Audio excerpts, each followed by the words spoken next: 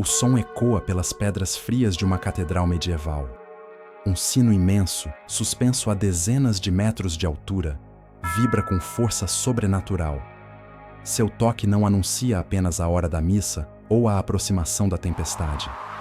Para muitos, ele carrega uma maldição. Crônicas antigas relatam que em certas cidades da Europa, quando os sinos soavam em noites de ventania, algo terrível acontecia. Incêndios irrompiam sem explicação. Crianças adoeciam de repente. Guerreiros tombavam em batalha logo após o badalar. Era como se o bronze tivesse sido moldado não apenas pelo fogo da forja, mas também por forças obscuras.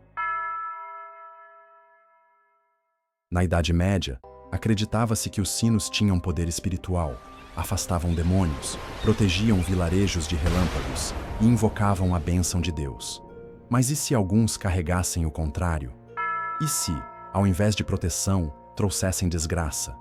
Em Paris, Chartres, Toledo, Florença, registros falam de sinos que choravam sozinhos, que se recusavam a tocar ou que derrubavam homens fortes com um simples estrondo.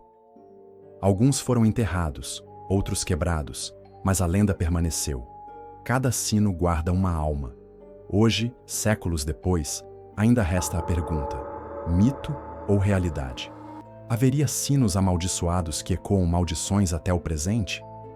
Nos próximos minutos, vamos viajar pela Europa medieval para desvendar essa história.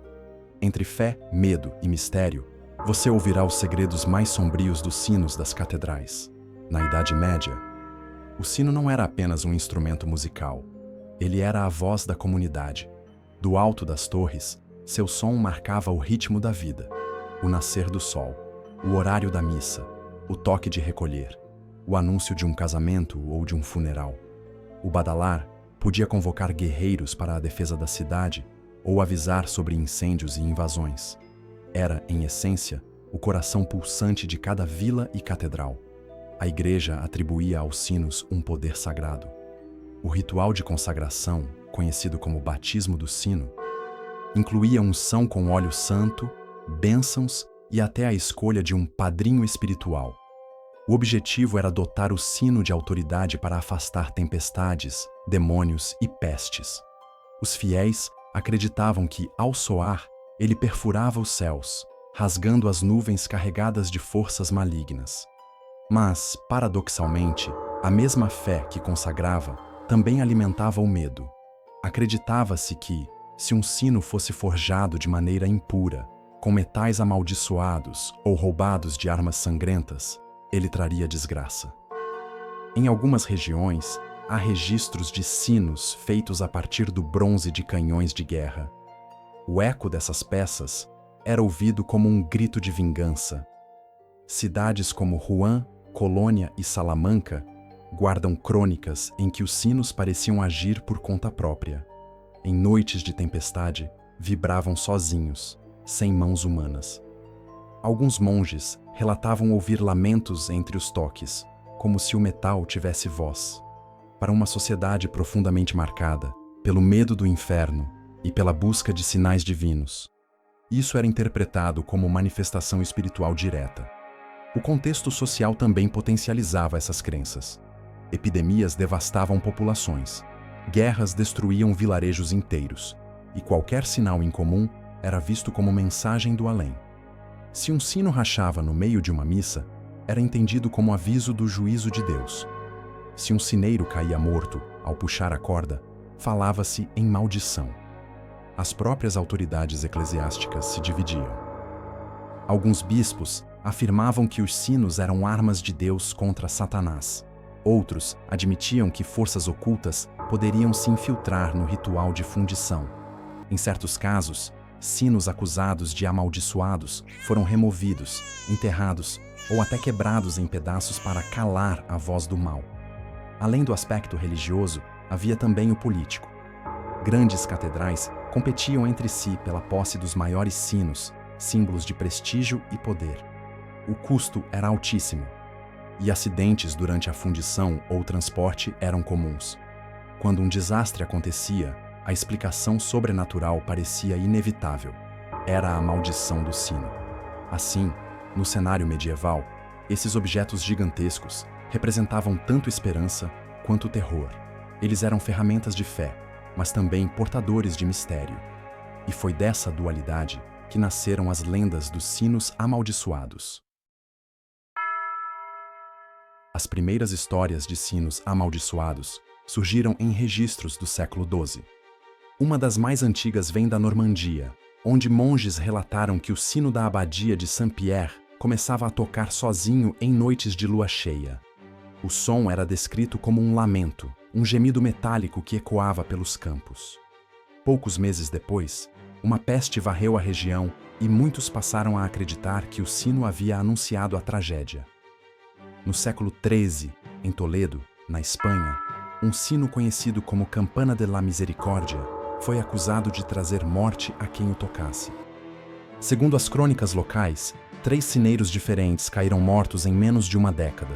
Todos tinham boa saúde, mas tombaram subitamente após puxar a corda. Os habitantes passaram a temer o sino, e em certa ocasião ele foi selado, proibido de soar. Na França, outra lenda célebre envolve a Catedral de Chartres. Durante uma grande tempestade em 1327, o sino principal rachou no meio do toque. O estrondo foi tão violento que parte da torre tremeu. Pouco depois, uma onda de fome assolou a região. Para os camponeses, a rachadura não era apenas um acidente físico, mas o sinal de que Deus havia retirado sua proteção. Alguns cronistas descrevem o episódio como a voz da catedral silenciada pelo peso da maldição. Em Colônia, na Alemanha, havia relatos de que o sino da igreja de São Martinho, forjado com metal retirado de espadas de cavaleiros mortos em batalha, carregava consigo a ira dos mortos. Durante o toque, soldados veteranos afirmavam sentir calafrios, como se ouvissem os gritos de guerra misturados ao som do bronze. O sino ganhou fama de trazer derrotas ao exército sempre que soava antes de uma campanha militar. Essas narrativas ganharam força porque eram confirmadas em crônicas oficiais e sermões religiosos. Muitos monges e padres registraram em manuscritos que os sinos falam. Em algumas descrições, eles choravam, gemiam ou até soltavam faíscas. Cada evento inexplicável era visto como sinal divino ou demoníaco. O medo se espalhava rapidamente. Vilarejos acreditavam que os sinos podiam amaldiçoar famílias inteiras. Há relatos de mulheres que se recusavam a casar quando o sino local estava rachado, temendo que a maldição caísse sobre seu matrimônio. Em outras regiões, quando uma criança nascia sob o badalar de um sino suspeito, dizia-se que ela estava marcada para o infortúnio. Mas não eram apenas as pessoas comuns que se impressionavam. As próprias autoridades eclesiásticas tomavam providências drásticas. Em Salamanca, documentos mencionam que um sino foi retirado da torre e enterrado em um campo afastado, como se fosse um cadáver contaminado. Em Florença, um sino rachado foi partido em pedaços diante da população, com orações solenes, para evitar que sua voz profana continuasse ecoando. O papel dos sineiros também se tornou carregado de superstição. Eles eram vistos como guardiões entre o mundo terreno e o espiritual. Alguns ganhavam fama de feiticeiros, acusados de controlar o som dos sinos para o bem ou para o mal. Há histórias de sineiros que enlouqueceram após anos de serviço, alegando ouvir vozes vindas do metal. No coração dessas lendas está a ideia de que o sino não é apenas uma ferramenta, mas um ser vivo. Ele nasce no fogo da forja, recebe um nome, é batizado, e depois fala através de seu toque. Essa personificação tornava fácil acreditar que ele também podia se corromper. Em muitas cidades, as reações da população oscilavam entre veneração e terror. Havia procissões para purificar sinos, assim como rituais para silenciá-los. Algumas crônicas sugerem que sinos rebeldes eram até exorcizados, com sal, água benta e orações específicas. O fascínio aumenta porque essas histórias atravessaram séculos. Mesmo quando a ciência começou a oferecer explicações, rachaduras, vibrações, falhas de fundição, a lenda resistiu. Afinal, para uma população medieval que vivia sob constante ameaça de guerra, fome e peste, o toque do sino era muito mais que som, era presságio. E assim, o mistério cresceu. O sino símbolo de fé e comunidade, se transformava em fonte de medo. Cada badalada podia ser bênção ou maldição. Cada eco podia ser a voz de Deus ou o sussurro do diabo. À medida que as histórias de sinos amaldiçoados se espalhavam pela Europa, surgiram também as tentativas de explicação. O conflito não era apenas entre medo e fé, mas entre a interpretação religiosa, as tradições populares e, mais tarde, as primeiras tentativas de raciocínio científico. Para os fiéis medievais, o problema era claro: se um sino trazia desgraça, era porque o mal havia se infiltrado no objeto. Muitos acreditavam que durante a fundição, quando o bronze derretido era despejado nos moldes, forças espirituais podiam corromper o processo. Se o metal fosse obtido em circunstâncias violentas, de armas de batalhas, de espólios de guerra ou de saques, o sino herdaria a maldição da morte e da injustiça. Essa crença se reforçava com o ritual do batismo dos sinos. A cerimônia, feita com água benta, óleos santos e orações, tinha a intenção de consagrar o objeto, exatamente como um ser humano. Mas, se algo dava errado nesse processo, dizia-se que o sino ficava sem alma pura e, portanto, vulnerável às trevas. O conflito teológico se instalava. Se os sinos eram armas de Deus, como poderiam ser possuídos pelo diabo? Alguns padres viam nisso uma lição moral. O sino amaldiçoado era um aviso divino para punir o orgulho humano. Muitas catedrais competiam para erguer os maiores sinos, exibindo riqueza e poder. Quando um desses sinos rachava, quebrava ou causava medo, era interpretado como a mão de Deus humilhando a vaidade dos homens. Por outro lado, estudiosos posteriores, já no fim da Idade Média, tentaram explicar os fenômenos com base em causas naturais.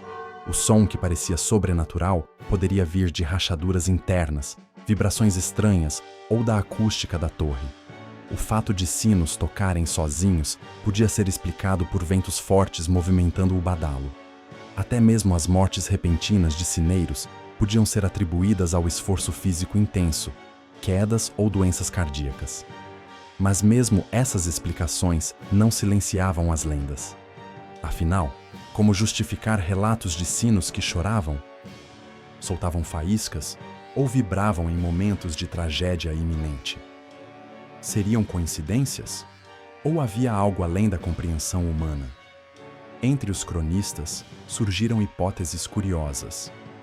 Alguns diziam que cada sino carregava uma alma de bronze, uma essência espiritual que refletia o destino da comunidade.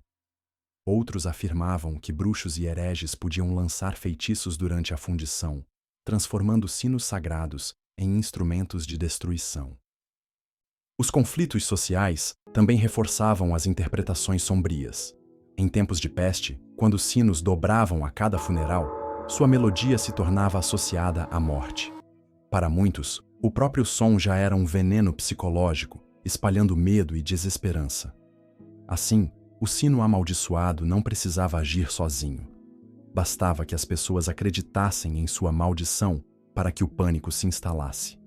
Esse choque entre explicações abriu espaço para debates intensos. Alguns defendiam que o sino era apenas um objeto inanimado, sujeito a falhas humanas. Outros insistiam que sua voz era uma ponte entre o mundo terreno e o espiritual. O clímax dessas lendas acontece quando fé e razão colidem diante de episódios inexplicáveis. Em uma crônica inglesa, fala-se de um sino que, após ser removido e enterrado, continuava a ser ouvido em noites de neblina, ecoando debaixo da terra.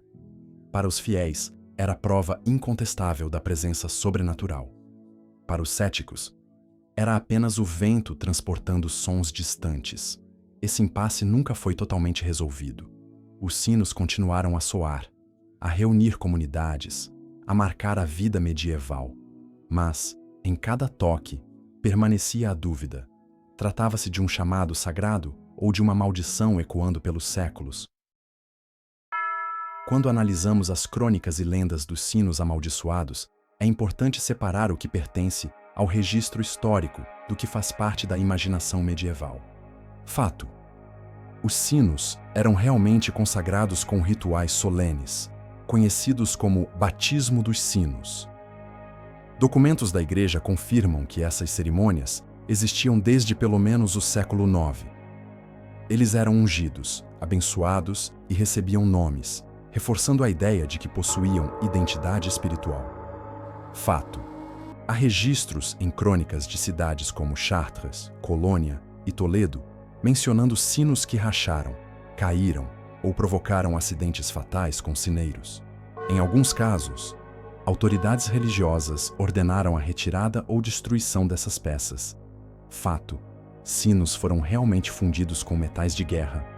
Muitos canhões e espadas derrotados foram transformados em sinos, prática que se estendeu até o período moderno.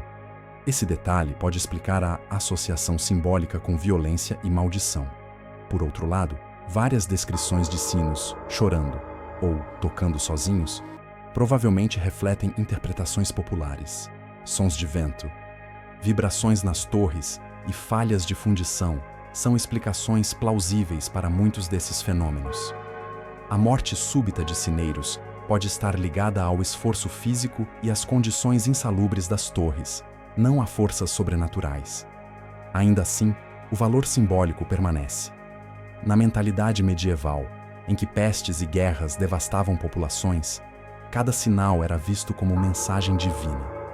O sino amaldiçoado representava os medos coletivos diante de tragédias inexplicáveis.